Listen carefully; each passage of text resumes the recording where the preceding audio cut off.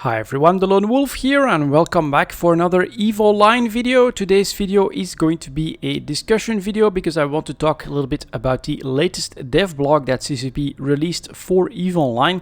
It's a pretty general one that talks about the economy in EVE Online and especially in the first quarter of 2020 with a look at the headway that they've been making with the resource crunch and things like that. So if you want to read along, you can always go to eveonline.com. Now we no longer click on the articles link, but it's been replaced by a news link. This brings us to the home/articles page. I guess CCP still has to fully complete that update here, but it's already says news up there. And then of course you get some news items, and then down here we get the dev blogs with Q1 2020 economy review, and that's of course what we want to take a look at now. I'm not going to go and read the entire dev blog. If you want to get into the nitty-gritty here, definitely take a look for yourself and go through the entire thing. But I want to comment a little bit on this because, well, EVE Online, in my opinion, is still the greatest game that you can play, even though I'm not a one-game type of person. For me, yeah, it's the one game that I regret not starting sooner.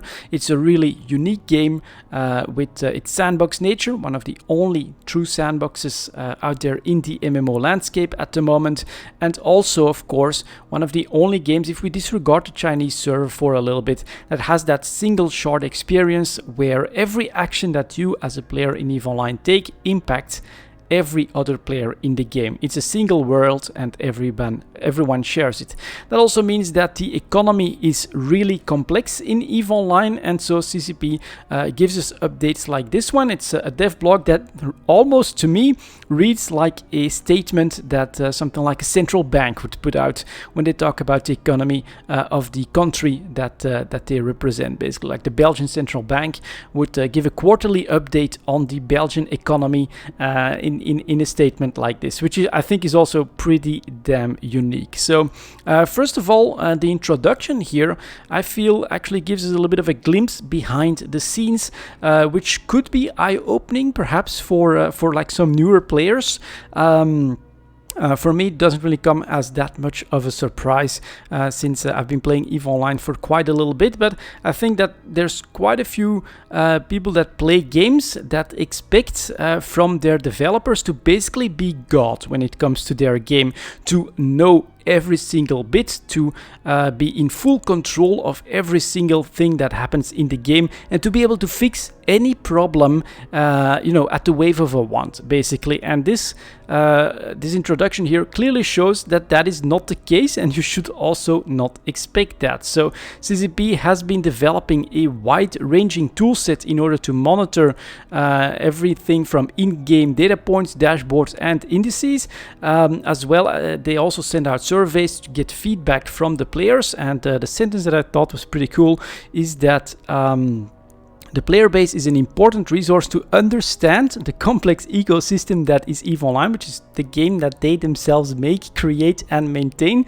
And very often conversation with players spark giant in-house research projects. So this is something that is just basically part of the development of EVE Online. It is trying to create tools and improve tools in order to understand the game itself. The players are actually in control of EVE Online, and CCP can only try to shepherd it as best as they can, but they're definitely not like some supreme entity that could make everything absolutely perfect. That's just not the situation. I think when it comes to any game, the developers can only do their best, and it's really the players that make or break the game. In fact, if I'm not mistaken, CCP tends to be very surprised by what we, the players, often decide to do with the tools and the sands, basically, that they give us in the sandbox. I personally am really curious to see if the or how the new Edencom ships and the Photon projector will be used in a larger conflict, which hopefully will come in 0.0. At least I hear some rumblings in the distance when it comes to the subreddit, so hopefully we'll get there. But let's get back to that economic review. There's basically three aspects here that CCP is covering in this dev blog, and while they're saying it's about the economy is getting fairer, labor the value of labor is increasing. And then the friendship machine, well, I'm more of a solo player, so that's not really something I can comment on very well. I'm actually going to talk it in two different segments. First of all, botting and plex. So anti-botting efforts are removing massive amounts of ill-gotten ISK from the economy and making it harder to bot. This seems to correlate with lower plex prices. While in a very big sense this statement will be true, I also think it is a little bit dangerous. Now, if you follow ETH Talk, on the top of my head, I think over the last year plex prices have gone from 4 million ISK down to 2.7 million, and there is no doubt that the anti-botting efforts that CCP has put into the game are for a very big part responsible for that decrease in the price of plex. And that this is helping players get a feeling that the economy is fairer.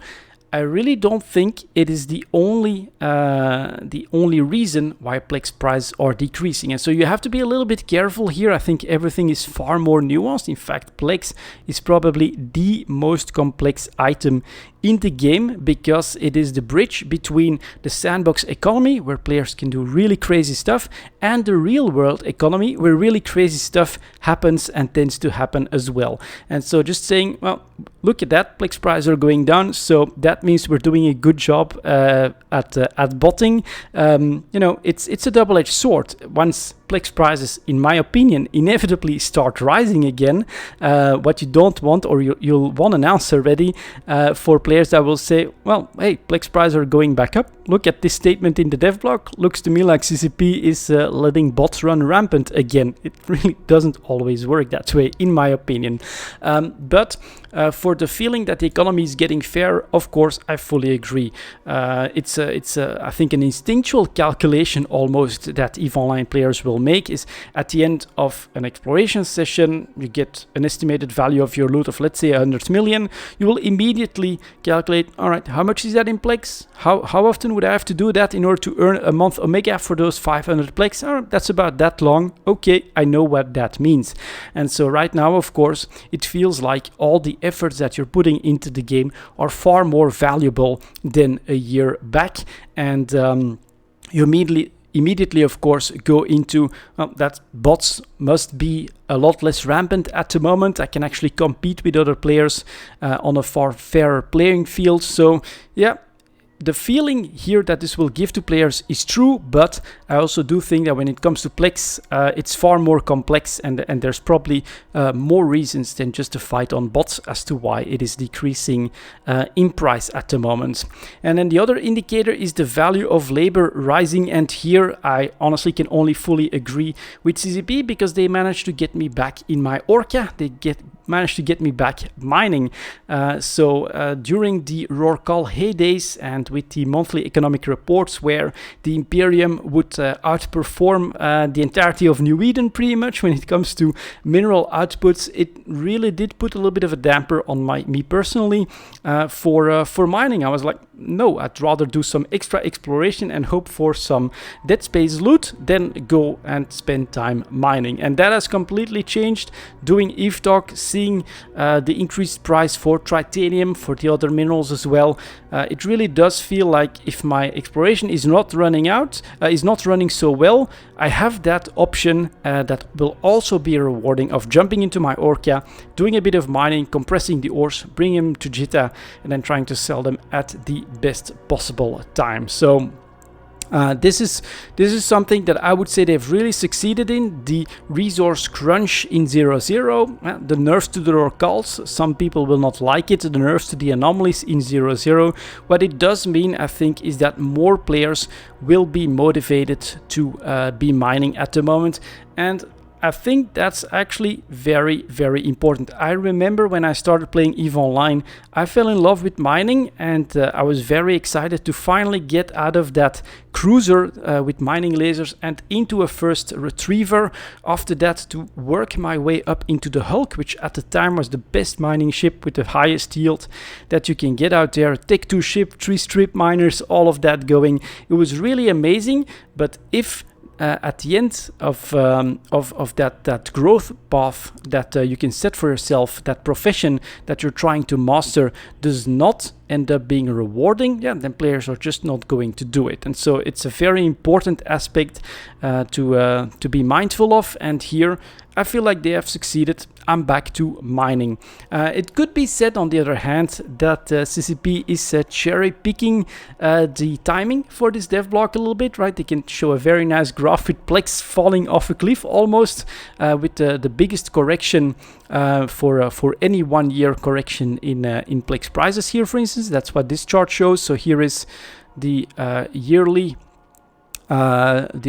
change, and then down here you actually have the changes over the course of a year, and you can clearly see that we've gone to a minus 20% on a like half a year basis, which is like the biggest downward move that we have seen so far in those first 6 months or 4 months. 1, 2, 3, 4, yeah, 4.5, something like that. But we can also clearly see that it is starting to stall, and down here, what's very important, money supply is still increasing. So this is something that I think we have to understand when it comes to this statement. Yeah, it's not just bots that are influencing the price of Plex, just general activity in the game does so as well. And when it comes to an online economy like EVE Online and a currency like ISK, like gold in any MMO, I really feel like inflation is inevitable, because deflation, having less money supply, will always be seen as a very bad thing for the game.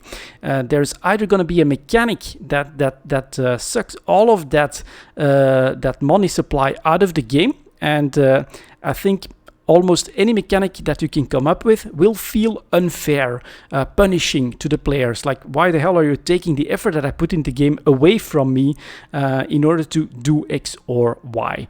And the other potential scenario is, of course, that the money supply is decreasing because, well, there's just less being played, and that would always be seen as a sign that a game is dying. So inflation is almost inevitable in a virtual economy, in a game economy.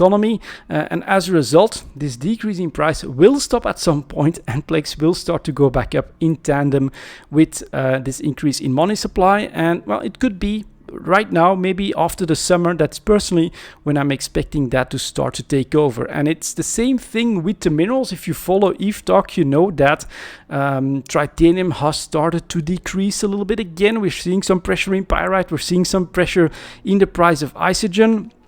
Again, basically the end of Q1 is like the best price that we've seen a very long time, I think, when it comes to minerals in general. And this is something that is just like inflation, in my opinion, is practically inevitable in EVE Online. So is a balancing between all activities in the game. Mineral prices go up, people see that, hey, it's worth mining, more people start to mine, which will decrease other activities, and then the prices start to go down because supply goes up. It's the very same thing with every single mechanic, and that's actually the beauty of a sandbox economy like EVE Online, is that it will naturally balance out activities as long as they are not completely outlandish. If something becomes so easy and so rewarding that it just blows everything else out of the water, well, it is going to completely destroy all activity in those other sectors.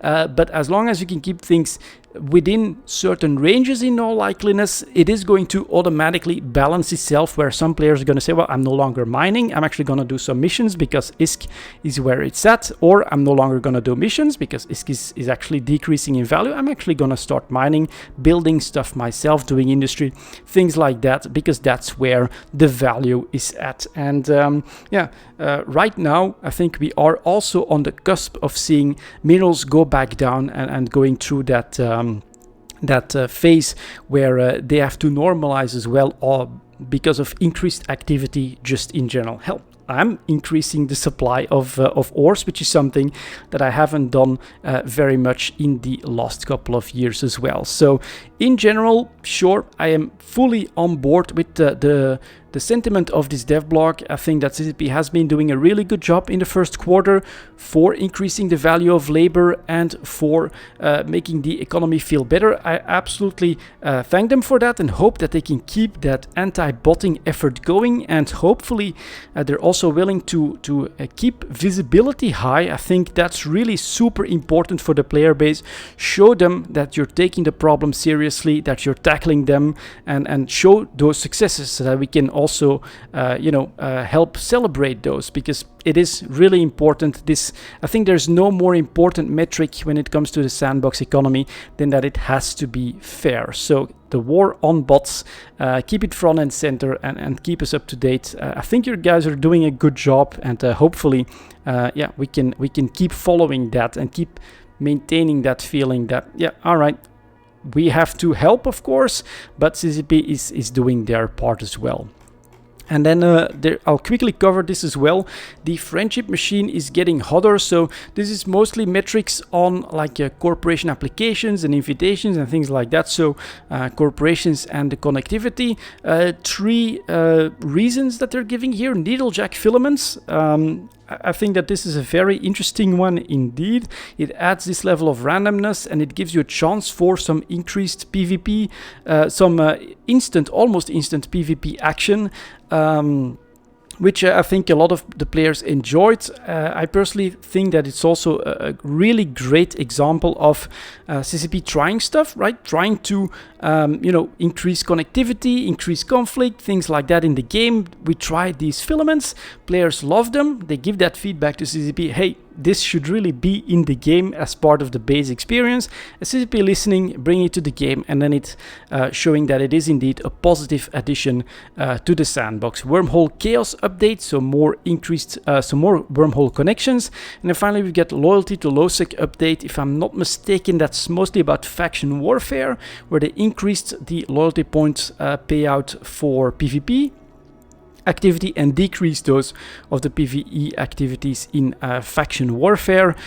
Definitely had a very noticeable impact on the market from my perspective then, because Navy faction ships no longer so easy to trade with, since well, it's all about the PvP at the moment. But if it's a positive for connectivity, for conflict in the game, then I'm all for it, of course.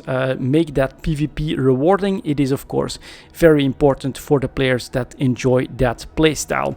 My first instinct on this aspect here is that this is, of course, heavily focused on smaller groups, right? Needlejack filaments, small fleets, yeet them around, try to be a bit disruptive, be unpredictable.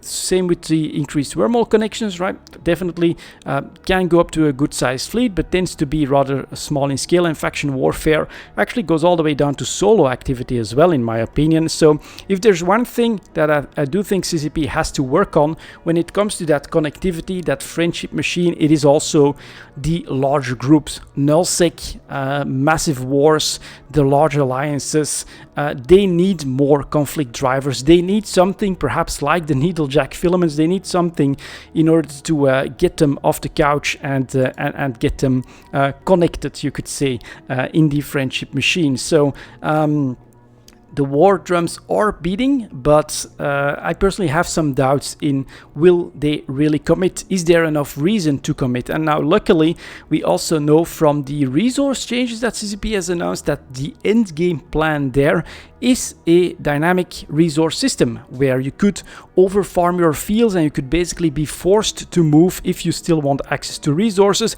which in theory should be a nice conflict driver. Now hopefully it doesn't come too late, because of course groups are becoming very established, larger and larger, and eventually pretty much the whole of Nullsec could get dominated by a single entity, and so then it doesn't really matter where you have changes in resource output. If everything is under control of just one or two groups, that's not gonna be enough then to create a conflict driver that way. But it is the end game plan, and I think it's also something that players have often talked about, that is needed.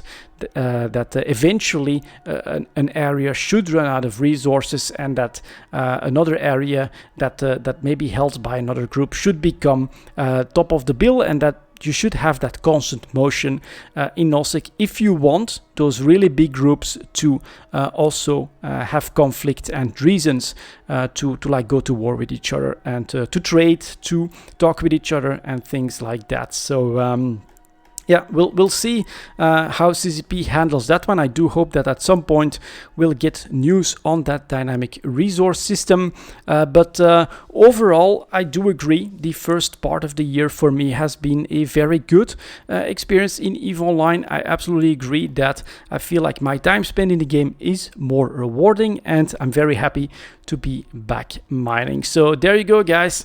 A little bit of an economic update on our greatest sandbox out there. Thank you very much for watching, and as always, I'll see you next time.